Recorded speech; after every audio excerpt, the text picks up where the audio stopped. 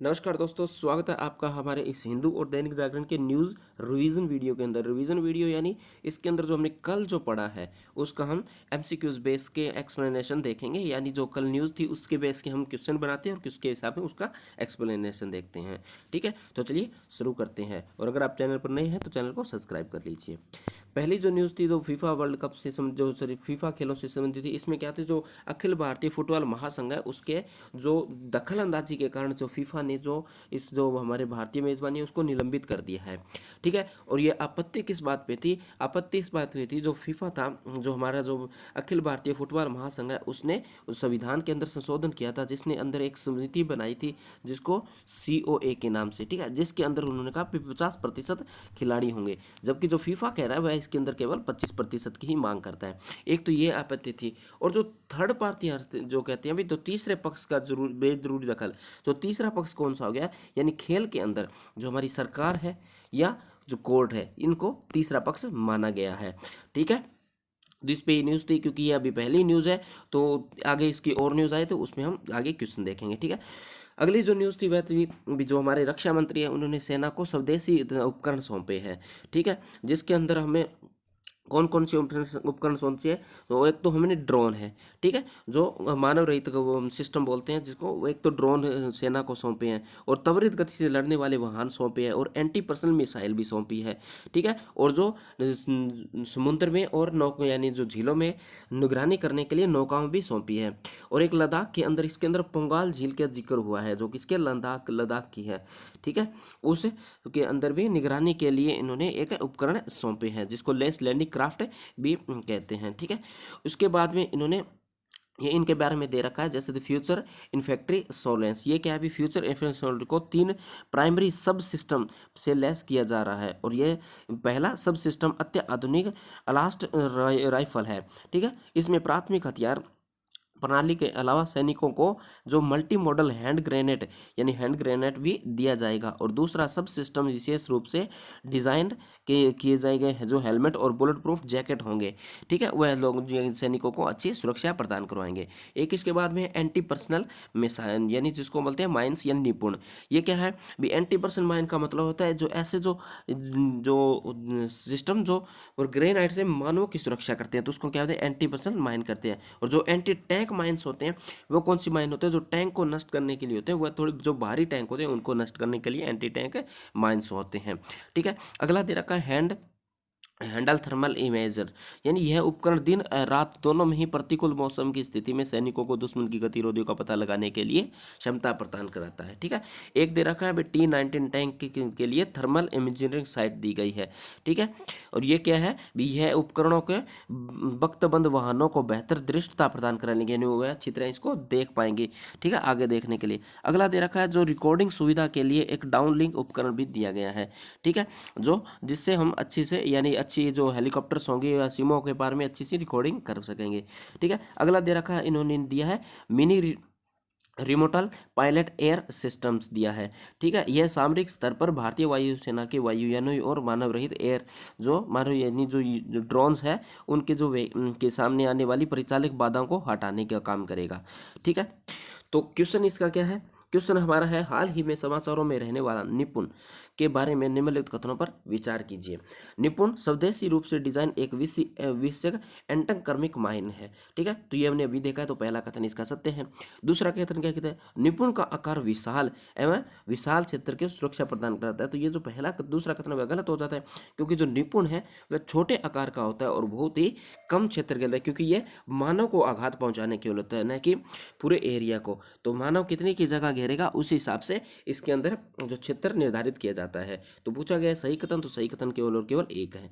ठीक है, तो ये दे रखा है, जो निपुण स्वदेशी रूप से डिजाइन व विकसित एक एंटी कौन सा कर्मिक माइन है, और ये जो माइन होता है वह घुसपैठियों व दुश्मन को पैदल सेना के खिलाफ रक्षा की पहली पंक्ति के रूप में कार्य करता है। जो एंटी कर्मिक माइन का इस्तेमाल इंसानों या मानव के खिलाफ किया जाता है, जबकि जो एंटी टैंक माइन्स होते हैं उनका इस्तेमाल बाहरी वाहनों के लिए किया जाता है।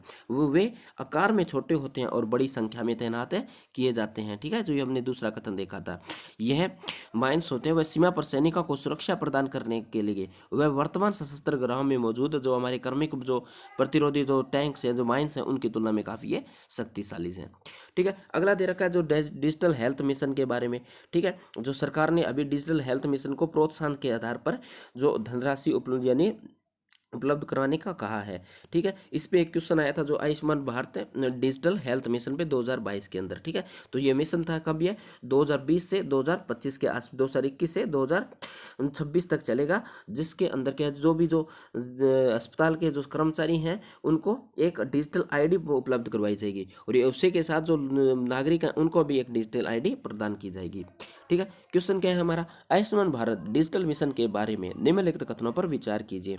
आयुष्मान भारत डिजिटल मिशन का उद्देश्य सभी भारतीय नागरिक केवल अस्पतालों के लिए, ये केवल अस्पतालों में आईडी, एक स्वास्थ्य आईडी प्रदान की जाएगी। तो ये जो पहला कथन है वो गलत हो जाता है, क्योंकि इसमें केवल अस्पताल नहीं है, इसके अलावा जो बीमा कंपनियां होती हैं उनको भी इस प्रकार की जो आईडी है, क्योंकि जो स्वास्थ्य बीमा करती है उनको भी एक हेल्थ कार्ड प्रोवाइड करवाया जाएगा। ठीक है, अगला कहता है आयुष्मान भारत डिजिटल मिशन का क्रियान्वयन एजेंसी कौन सी है, स्वास्थ्य एवं परिवार कल्याण मंत्रालय के तहत कौन सी है, राष्ट्रीय स्वास्थ्य प्राधिकरण है। तो इसका जो दूसरा कथन है वह सत्य है। तो पूछा गया हमसे सही कथन, तो सही कथन कौन सा, केवल और केवल बी।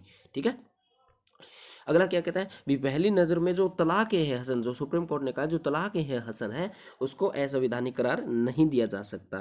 ठीक है, क्योंकि जो 3 तलाक था उसको सरकार ने अभी मानिए 2017 के अंदर, सॉरी 2018 के अंदर असंवैधानिक घोषित कर दिया गया था। तो वैसे तलाक ए हसन क्या चीज़ है, जो तलाक ए हसन है इसमें क्या होता है, जो जो तलाक से ये 3 महीनों के अंतराल में होता है, जैसे 30 दिन और 30 दिन। ठीक है, इन 3 अंतरालों में होना है, ये पहले महीने ये और इन तीनों ही महीनों में दोनों जो यानी वह साथ में रहते हैं, यानी जो इनमें सहमति बनती है। अगर सहमति नहीं बनती है इनमें, तो तीसरे महीने के तलाक के बाद इनका तलाक कर दिया जाता है। ठीक है, तो अभी सुप्रीम कोर्ट ने कहा ये है अभी, यानी जो असंवैधानिक करार नहीं दिया जा सकता।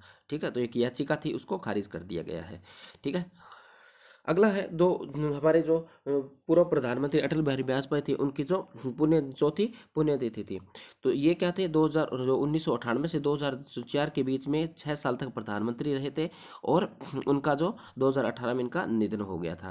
क्वेश्चन क्या है हमारा, उन्होंने भारत छोड़ो आंदोलन के दौरान राष्ट्रीय राजनीति में प्रवेश किया। उन्होंने राष्ट्रधर्म, पंचजन, स्वदेश, वीर अर्जुन इत्यादि में काम किया था। उन्होंने देश के सर्वोच्च सम्मान भारत रत्न से भी सम्मानित किया गया है। निम्न कथन किस व्यक्तित्व को इशारा करता है, तो ये किसका ओर है, हमारा अटल बिहारी वाजपेयी की ओर। ठीक है, अगला चाहे भ्रष्टाचार को रोकने के लिए जो कर्मचारियों ने अच्छा प्रदर्शन किया है, केंद्रीय सत्कर्ता आयोग उनको सम्मानित करेगी। ठीक है, उससे संबंधित है, तो केंद्रीय सत्कर्ता आयोग से संबंधित हमारा क्वेश्चन बन सकता है, और पहले भी हमने इसके बारे में डिस्कशन किया है। क्वेश्चन क्या है, भी निम्नलिखित कथनों पर विचार कीजिए। केंद्रीय सत्कर्ता आयोग के सदस्य का कार्यकाल की अवधि केंद्रीय अन्वेषण ब्यूरो के कार्यकाल की अवधि से अधिक होती है। तो इसका जो पहला कथन है वह बिल्कुल सत्य है, क्योंकि जो केंद्रीय सत्कर्ता आयोग है उनके जो कार्यकाल की अवधि कितनी होती है, 4 वर्ष और 65 वर्ष होती है। ठीक है, जबकि जो केंद्रीय अन्वेषण ब्यूरो के जो कार्यकाल होता है वो कितना, 2 वर्ष होता है, और वह निश्चित कार्यकाल होता है। ठीक है, तो किनकी ज़्यादा हुई, केंद्रीय सत्कर्ता आयोग की ज़्यादा हुई। ठीक है, अगला दे रखा है जो इंटीग्रेटेड इंडेक्स डेवलपमेंट जो अन्वेषण जो केंद्रीय अन्वेषण ब्यूरो द्वारा जारी किया जाता है। तो इसका जो दूसरा कथन वह गलत हो जाता है, क्योंकि ये केंद्रीय सत्कर्ता आयोग द्वारा जारी किया जाता है। तो पूछा गया हमसे सही कथन, तो सही कथन कौन सा है, केवल और केवल एक। ठीक है, एक बार संरचना देख लेते हैं। क्या है भी, ये जो सीवीसी है वह बहु सदस्यीय आयोग है, और इसमें एक केंद्रीय सत्कर्ता आयुक्त होता है जो अध्यक्ष होता है, और 2 अन्य केंद्रीय सत्कर्ता आयुक्त इसके सदस्य होते हैं। ठीक है, इसके बाद में जो केंद्रीय सत्कर्ता आयुक्त की नियुक्ति कौन करता है, राष्ट्रपति एक समिति बनाता है, और उस समिति के अंदर हमारे प्रधानमंत्री अध्यक्ष होते हैं, और गृह मंत्री सदस्य होते हैं, और लोकसभा के विपक्ष के सदस्य होते हैं। ठीक है, अगला दे रखा है केंद्रीय सत्कर्ता आयुक्त का जो कार्यकाल वह पदभार होता है वह कितना, 4 वर्ष और 65 वर्ष की आयु का होता है, और ये जो भी इसमें से पहले हो। और जो हमने देखा था इंटीग्रिटी इंडेक्स डेवलपमेंट, ये किसके, सीवीसी के द्वारा जारी किया जाता है। किसके लिए, जो संगठन होते हैं, जो सार्वजनिक संगठन होते हैं, उनकी पारदर्शिता, उत्तरदायित्व और कुशल शासन को दर्शाने के लिए किया जाता है। ठीक है, अभी जो मानसून है, मानसून के पैटर्न में बदलाव के कारण जो मानसून विभाग है वह अपने जो क्रॉप वेदर कैलेंडर है उसमें बदलाव की बात कह रहा है। ठीक है, जो क्रॉप वेदर जो कैलेंडर है उसको 1996 में बनाया गया, जिसके अंदर जो हमारा जो मानसून है उसके बारे में जानकारी होती है। ठीक है, और जो मौसम विज्ञान होता है, जो मानसून का आंकलन 2 बार लगाता है वर्ष में, एक तो जो हमारा मानसून का जब आगमन होता है और एक कब, जब मानसून के मध्य में इसका आंकलन लगाया जाता है। ठीक है, एक वैसे चेक डैम के बारे में बताया गया भी, जो चेक डैम को बढ़ावा दिया जाएगा। चेक डैम कौन से डैम होते हैं, वह इस प्रकार के डैम होते हैं जिसके अंदर क्या भी जो पानी होता है, जो वर्षा का जो हमारा जो वर्षा का पानी को स्टोर किया जा सकता है और जरूरत पड़ने पर उसका उपयोग किया जा सकता है। ठीक है, क्वेश्चन क्या है हमारा, जो क्रॉप वेदर कैलेंडर की स्थापना वर्तमान से 1 दशक पूर्व हुई थी। तो इसका जो हमने अभी देखा तो इसकी कब हुआ था, 1996 के अंदर। कब तो हुई थी, 1996 के अंदर हुई थी। जबकि अभी हमारा चल रहा है 2022। अगर 1 दशक की बात करें तो दशक 10 वर्षों का होता है, तो यानी ये पहला कथन क्या हो जाता है, गलत हो जाता है। ठीक है, दूसरा है अभी क्रॉप वेदर कैलेंडर को भारतीय मौसम विभाग द्वारा जारी किया जाता है, तो यह हमें अभी देखा दूसरा कथन सत्य है। तो पूछा गया हमसे सही कथन, तो सही कथन कौन सा है, केवल और केवल बी।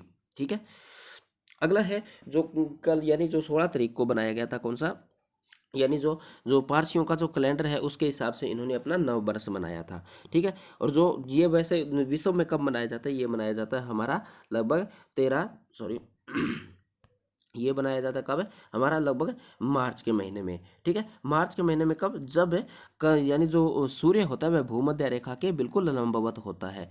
ठीक है, और ये कब से हो, 23 और 22 मार्च के आसपास की ये जिक्र है। जबकि भारत में ये अगस्त के महीने में मनाया जाता है, कहाँ, महाराष्ट्र और गुजरात के क्षेत्र के अंदर। और यूनेस्को ने इसे क्या है, यानी जो हमारा जो उत्सव को सांस्कृतिक धरोहर के रूप में भी मान्यता दी है। और ये कौन सा, फरदीन के पहले दिन मनाया जाता है। ठीक है, क्वेश्चन क्या है हमारा, जो नवरोज उत्सव के बारे में कौन सा कथन सत्य नहीं है। तो इसकी शुरुआत जलालुद्दीन खिलजी ने की थी, जो इसका जो पहला कथन है वह गलत हो जाता है।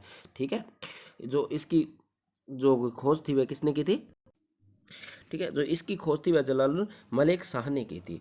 और ये कब की थी, ये हमारी 11वीं सदी में की थी, लगभग 1024 AD के आसपास। ठीक है, इसमें क्या था, अभी जो राजस्व का जो कर एकत्रित करने के, लोगों को इकट्ठा करने के लिए इस उत्सव की शुरुआत की गई थी। ठीक है, ये इसके बाद में जो पारसी समुदाय के एक नववर्ष के रूप में मनाया जाता है, ये पारसी और मुस्लिम समुदाय दोनों के लिए ही एक नववर्ष के रूप में मनाया जाता है। और भारत में इसे अगस्त माह में मनाया जाता है, ये भी हमने देख लिया। और इसे यूनेस्को ने विश्व धरोहर के रूप में शामिल किया, ये भी हमने देख लिया। तो इसका जो पहला कथन है वह गलत है, तो आंसर हो जाता है हमारा ए। ठीक है, अगली जो न्यूज़ थी इसमें कहा गया है, जो भारत है विकसित देशों के में अगर आने वाले 40 सालों तक, ठीक है, 25 सालों तक 7% की दर से अगर वृद्धि करता रहेगा तो आने वाले विकसित राष्ट्रों की सूची में शामिल हो जाएगा। ठीक है, यही बात इसके अंदर कही गई है। और एक यूएनडीपी की इसके अंदर रिपोर्ट की जिक्र किया गया, जो यूएनडीपी जो जो हमारा जो ह्यूमन डेवलपमेंट इंडेक्स होता है उसी का ही एक पार्ट है, जिसकी कट ऑफ लगती है वह किसके हिसाब से लगती है, जो ह्यूमन डेवलपमेंट क्लासिफिकेशन के हिसाब से, जो कौन जारी करता है, यूएनडीपी। ठीक है, इसमें कहा गया जो 1990 था और 2019 के बीच में जो भारत के सुधार हुए हैं उनके बारे में जिक्र किया गया है। तो इसमें कहा गया जो 1990 से और 2019 के बीच में जो भारत का जो हमारा जो HDC जो वैल्यू है वो बढ़कर, यानी 0.429 से बढ़कर हमारा 0.625 हो गया है। ठीक है, इसके अवधि के अंदर। इसी के साथ में जो यूएनडीपी की जो रिपोर्ट है उसमें इसके में कहा गया है भी, जो हमारी जो नेशनल इनकम, जो ग्रोस नेशनल इनकम है वह भी हमारी कितनी, 273.9% हो गई है।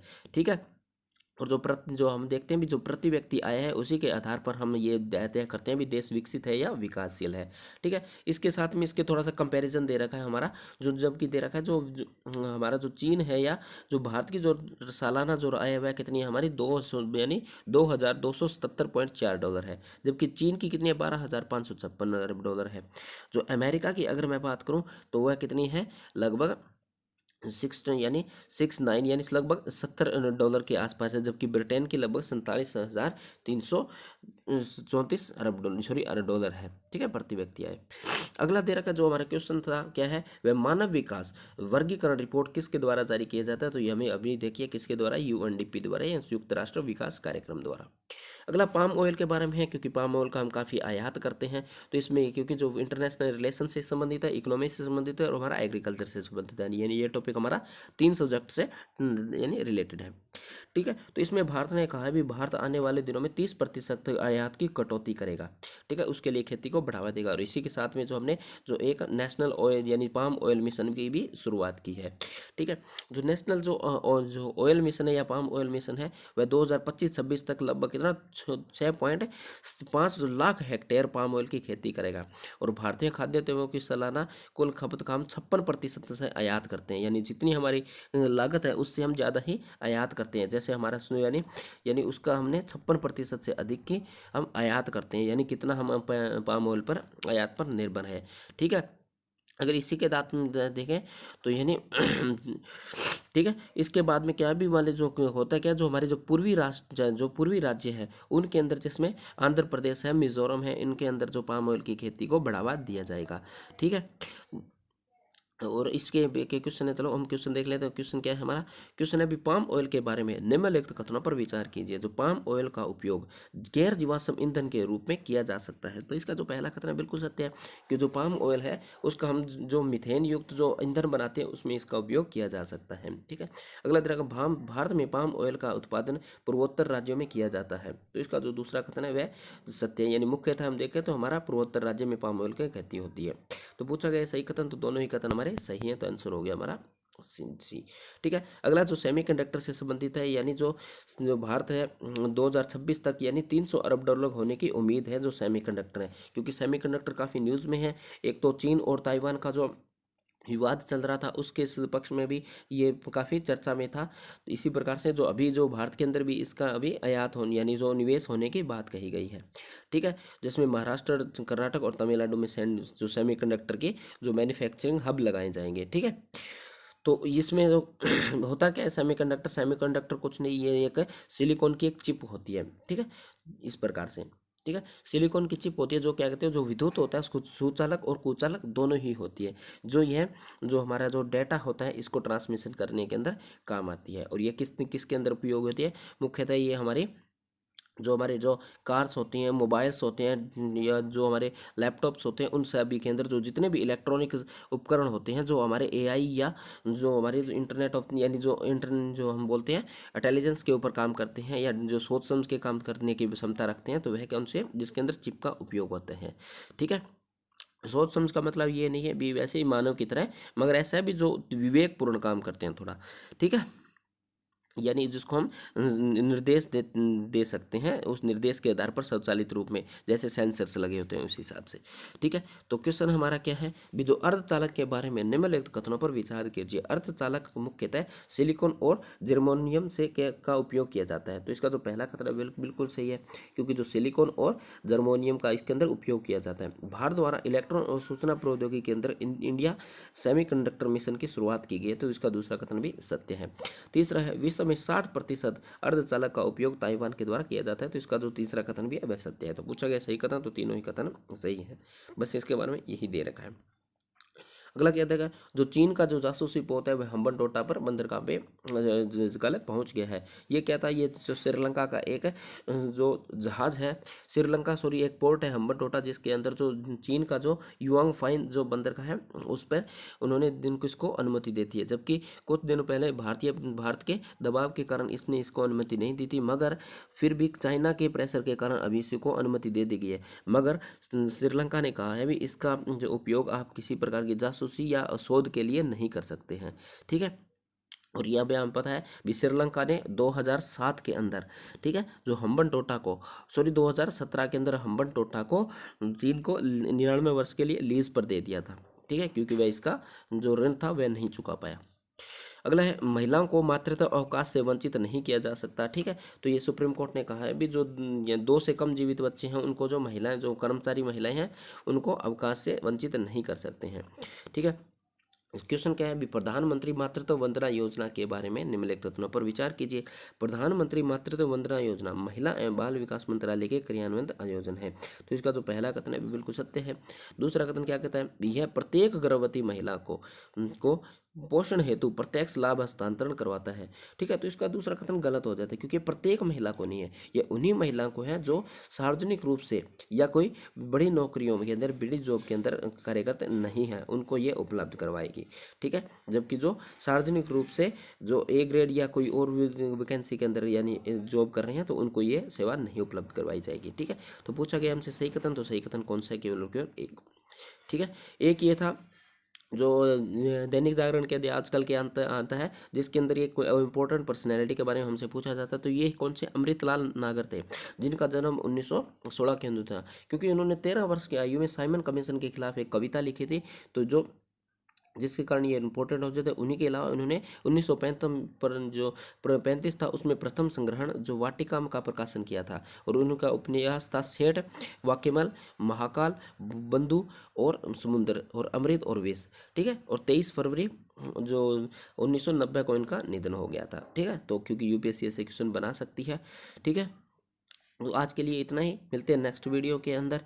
ठीक है, तो अगर आप चैनल पर नए हैं तो चैनल को सब्सक्राइब कर लीजिए। ठीक है।